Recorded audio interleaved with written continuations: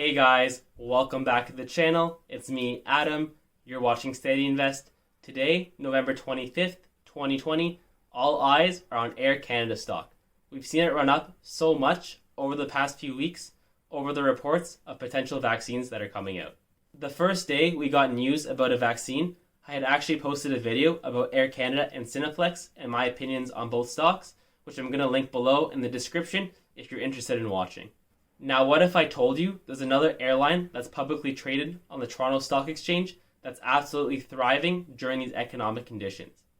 We're talking about Cargojet, ticker symbol CJT.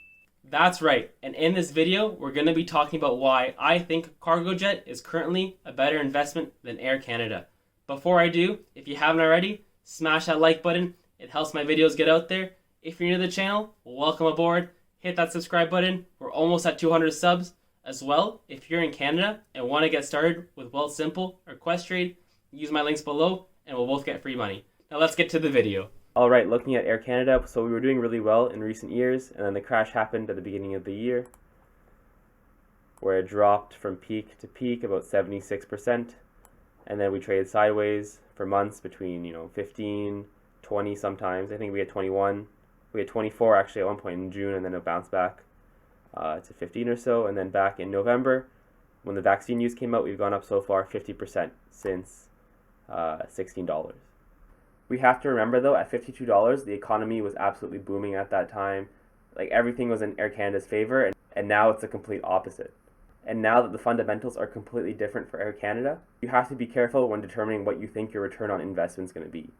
But if you bought this anywhere underneath $15 in the last few months, then I would hold right now for me. But if I'm buying at these levels, I don't know if I would do that right now. That's just me though. And we see that they're currently valued at about $7 billion. Alright, so Cargojet is a scheduled cargo airline based in Mississauga, Ontario. It operates cargo services in Canada and internationally, as well as full aircraft charters, and it's based out of Hamilton, Ontario's airport. Looking at the chart, we see consistent growth and then a huge boom after the pandemic. We've gone up 120%. And it's currently valued for about $3.22 billion. So just under half that of Air Canada right now. In less than 20 years, Cargojet has become Canada's #1 cargo airline, only national overnight air cargo consolidator. And they represent over 90% of the domestic overnight air cargo lift available in Canada. And I like that they're calling this a pillar over here, play a key role in enabling e-commerce growth across North America by understanding and fulfilling emerging requirements from e-commerce and logistic players. And what's been booming since the pandemic? E-commerce. And this is totally my style as well. I like investing in companies that indirectly have exposure to a broader market. As a side note, for instance, I invest in a company called Giga. They're, in my opinion, very undervalued, and they mine high-quality nickel, and that's needed for batteries for electric vehicles. Again, very speculative, unlike Cargojet. And we can see that they've connected all of Canada's provinces. They're all indirectly connected by one or two stops. When it comes to their customers, 75% of domestic revenues are under long-term contracts. It shows us stability. We like to see that. And we see all of Canada's really big names: UPS, Canada Post, DHL, Purelator, FedEx. 54 international alliances, partnerships with the world's leading carriers, and we can all recognize at least some of these names over here. Their continuing strategy is to maintain the e-commerce leadership they have within Canada, but also to expand internationally as well. Growing ACMI, which is Aircraft Crew Maintenance Insurance Services for international courier customers.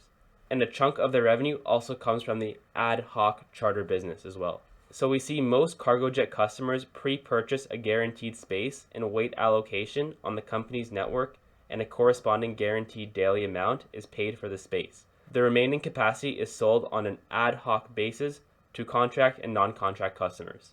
International ad hoc charter rates and demand have surged due to the lack of air cargo capacity caused by the grounding of aircraft due to the pandemic, and ad hoc charter rates and demand for Cargojet services are expected to remain strong until the passenger industry recovers, which in my opinion is anywhere from 1 year to 2 years. We see their quarterly revenues spike up over the last 2 quarters, so the COVID pandemic has resulted in a sharp increase in ad hoc charter and ACMI demand. Now listen to this: Cargojet's peak season in the 4th quarter reflects the holiday shopping season beginning in late November. What time of the year is it right now? And the growth of e-commerce, which I believe is going to keep growing, is the key driver of domestic volume and revenue growth. Look how much ACMI has grown in the last 2 quarters, but look how much ad hoc grew in that 1 quarter. And we still see huge increases versus last year. Cargojet was added to the TSX S&P index in 2019, and we can see the market cap absolutely inflating, especially this year. And that's the beauty of investing. The earlier you get into a reputable company that's going to grow and grow, the more your money compounds. And it says they're focusing on capital structure to reduce debt in the medium term. Looking at the balance sheet at the end of 2019, they had just under $1.1 billion in assets and just over $800 million in liabilities. I'm interested to see what their balance sheet's going to look like at the end of this year. And when it comes to Air Canada and their third quarter results, they lost so much money, $685 million compared to a net income of last year at the same time at $636 million of gain. Their net cash burn was approximately $9 million a day on average. But although this was better than expectations, they were expecting to lose $15 to $17 million per day. And I'm not trying to hate on Air Canada, I can't wait to travel myself, but at the same time, this is the reality of the situation. And what's helping Air Canada right now is they're converting some of their passenger flights to freight cargo. Air Canada is seeing that's where all the revenue is coming right now, and who does it better than Cargojet? Looking back at the chart, remember from the crash, this one kept going up and up and up and up. The vaccine news came, Air Canada went up, Cargojet went down. And in my opinion only, this is just speculation, I think Cargojet might be oversold and Air Canada overbought, but we'll see. So it hit a 52-week high of 250, bounced off about 200 or so. Then we hit 215, and then just yesterday, intraday, we hit 195. And today we're up about 4%, around 208. When it comes to me buying the stock, I did start a position earlier this week, but I'm not sure if I exactly want to trade it or invest in it just yet. If this one shoots up again to 230, 250, I might consider taking profit. But if we continue seeing dips, they could be buying opportunities. However, if you do believe long-term in Cargojet's growth, then as always, time in the market always beats timing the market. Which is exactly how I'm feeling right now. Honestly, this market is something else. And like any investment, look at all the variables, look at the entire picture. The market cap, its competitors, its market share, so on and so forth. And that's why I think Cargojet is currently a better hold than Air Canada. We've seen how both companies have been affected by the pandemic and current economic conditions, and all things considered, where both stocks are trading right now, I think Cargojet at least deserves a look on your watch list. However, with all that being said, like any growth stock, you should always brace for short-term volatility. You should always have a plan, know your goals and your strategy when investing. And that's it for my video. Thank you very much for watching as always. If you haven't already, smash that like button, make sure you're subscribed, and I'll see you guys in the next video.